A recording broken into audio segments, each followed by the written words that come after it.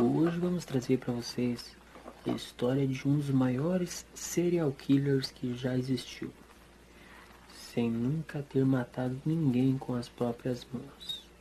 Condenado a pena perpétua, Charles Manson.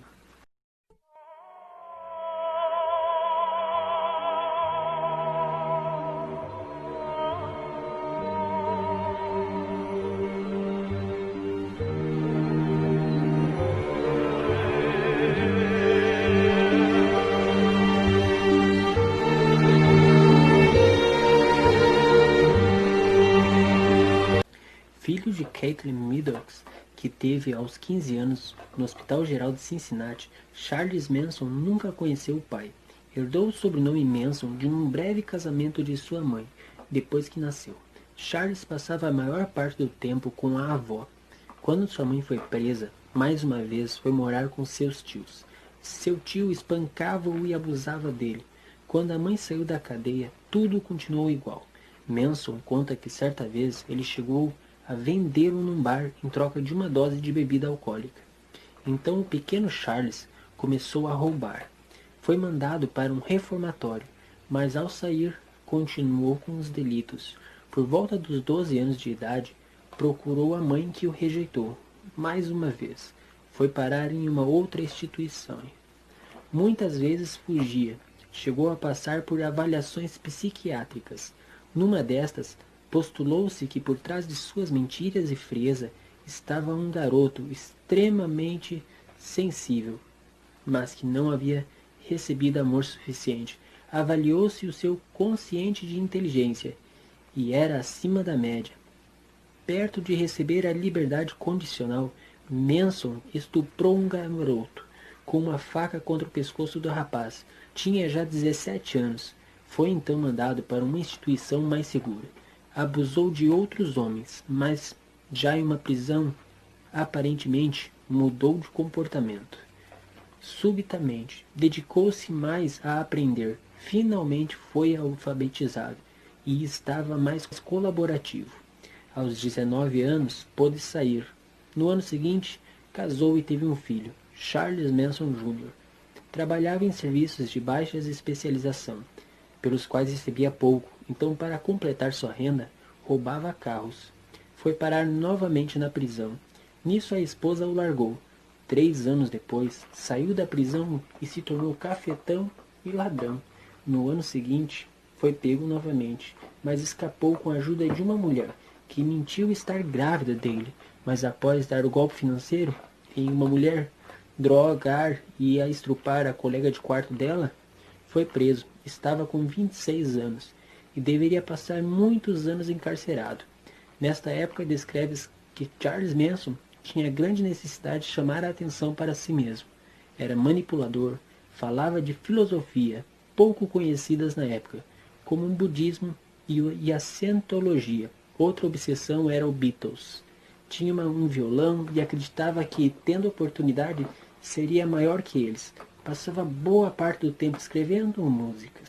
Manson tinha ideias grandiosas e um grupo de amigos e admiradores conhecidos como a família Manson.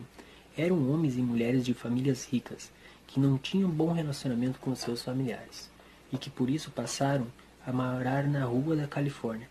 Alguns admiradores de Manson o consideravam uma reencarnação de Jesus Cristo, uma analogia a ele, abrir a vida dos jovens para novos horizontes. O próprio Manson, porém, sempre negou tal comparação.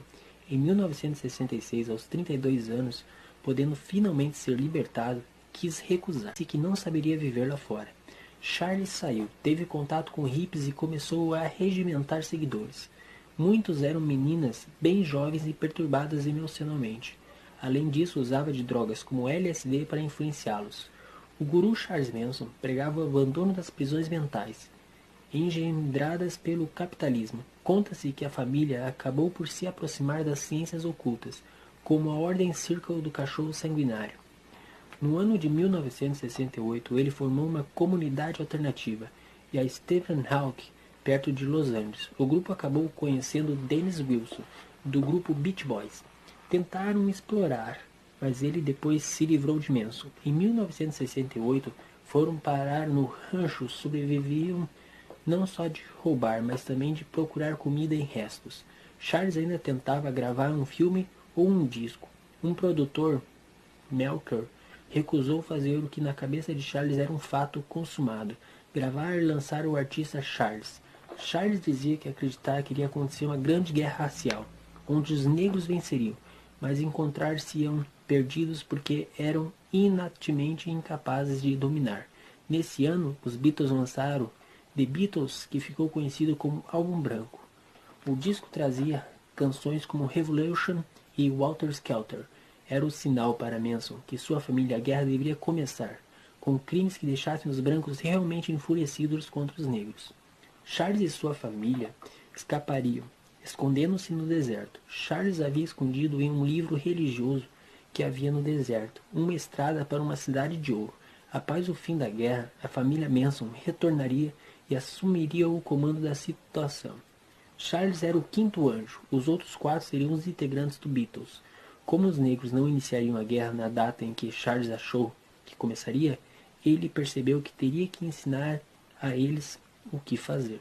Em 9 de agosto de 1969, um pequeno grupo de conhecidos de Charles Manson invadiu uma casa alugada por Ramon Polanski, em Cielo Drive, em Bel Air, assassinando sua esposa Sharon Tate, que estava grávida, e mais 4 amigos do casal. As vítimas foram baleadas, esfaqueadas e espancadas até a morte, e o sangue delas foi usado para escrever mensagens nas paredes. Em uma delas foi escrito Pigs, que é porco em inglês. Na noite seguinte, o mesmo grupo invadiu a casa de Rosemary e Lennon LaBianca, matando o casal. As mensagens escritas nas paredes da casa foram Helter Skelter, Death to Pigs, Morte aos Porcos e Rise Ascensão, referência às músicas dos Beatles, Pigs e Helter Skelter. Os assassinatos de Sharon Tate, seus amigos e do casal LaBianca por membros da família Manson ficaram conhecidas como Caso Tate-LaBianca. Segundo um promotor do caso, Vincent Bugliosi, os assassinatos tinham sido planejados por Charles Manson, apesar de ele não estar presente em nenhum dos dois casos. Bugliosi elaborou uma teoria chamada Helter Skelter. Segundo essa teoria, o objetivo dos assassinatos seria começar uma guerra que, segundo Manson, seria a maior já travada da Terra e seria denominada Helter Skelter. O nome corresponde ao título de uma música dos Beatles, em que, segundo o promotor, havia uma enorme quantidade de mensagens subliminares que teriam influenciado as ideias de Manson. Seria uma guerra entre negros e brancos, em que os brancos seriam exterminados pelos negros. Nessa teoria, o assassinato dos famosos de Hollywood levaria a uma prévia acusação de algum negro, fazendo os confrontos explodirem. Logo, Bugliosi afirmou que durante essa guerra, Manson e sua família eram todos brancos. Planejavam esconder-se em um poço, supostamente denominado por Manson como Poço Sem Fundo, em algum lugar no deserto da Califórnia. Assim que a suposta guerra começasse, após os conflitos, Manson e sua família voltaria do deserto. Tem 7 anos, foi acusado de 6 assassinatos e levado à justiça juntamente com Tex Watson, Susan Hawkins, Patricia e Leslie Van Houten, de 19 anos. Manson alegou não ter participação em nenhum deles. Ele conseguiu provar isso, mas Bugliosi convenceu o júri popular que Manson poderia ter influenciado os jovens a matar. Após o julgamento, Manson declarou seu ódio profundo pela humanidade, chamando os membros de sua família de rejeitados pela sociedade.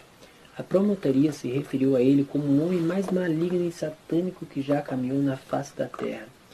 E o quinteto, sentenciado à morte em 1971, mas com a mudança nas leis penais do estado, em 1972, a pena dele foi alterada para a prisão perpétua. Manson tinha direito de a cada 5 anos ser ouvido, quanto à possibilidade de liberdade condicional. Manson nem sempre compareceu às audiências, e quando estava presente, costumava ofender os oficiais da audiência e fazer piadas sobre a formalidade do processo. Ele permaneceu encarcerado na penitenciária estadual de Corcoran, na Califórnia, em unidade especial de isolamento da penitenciária, onde também se encontrava Sirhan Sirhan, assassino do senador Robert Kennedy. Na audiência no dia 11 de abril de 2012, Manson não esteve presente.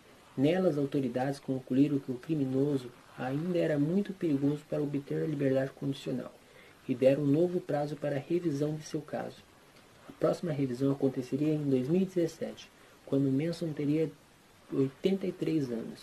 Na prisão de Corcoran, ele viveu de maneira quase solitária, tendo contato com um máximo de 15 presos, assassinos ligados a casos de impacto na opinião pública e sequestradores. Uma das suas únicas visitas constantes era Star, uma jovem no Mississippi, assim batizada por ele, que no passado também batizou suas seguidoras, Sandra Good como Blue, Lynette como Squeak e Susan Atkins como Sexy Lady, e que tornou-se sua fã depois de ler alguns escritos de Manson sobre proteção ao meio ambiente. A cada trimestre, Manson tinha direito a uma cesta de presentes levada por Star, que mantém um site na internet em seu apoio. Em 2011, Manson foi flagrado pela guarda com uma arma fabricada por presidiários, no caso uma haste de óculos afiada, e colocado em cela solitária por 2 meses. Em novembro de 2014, aos 80 anos, Manson recebeu da Justiça da Califórnia permissão para se casar na prisão com sua noiva.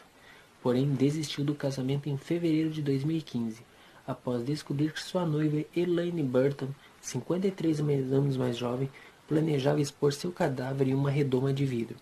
Após sua morte, Elaine o visitou durante vários anos na prisão e ainda manteve na internet vários blogs, onde defendia sua inocência. Charles Manson morreu por causas naturais, em 19 de novembro de 2017, uma semana após seu aniversário de 83 anos, em um hospital de Bakersfield, na Califórnia,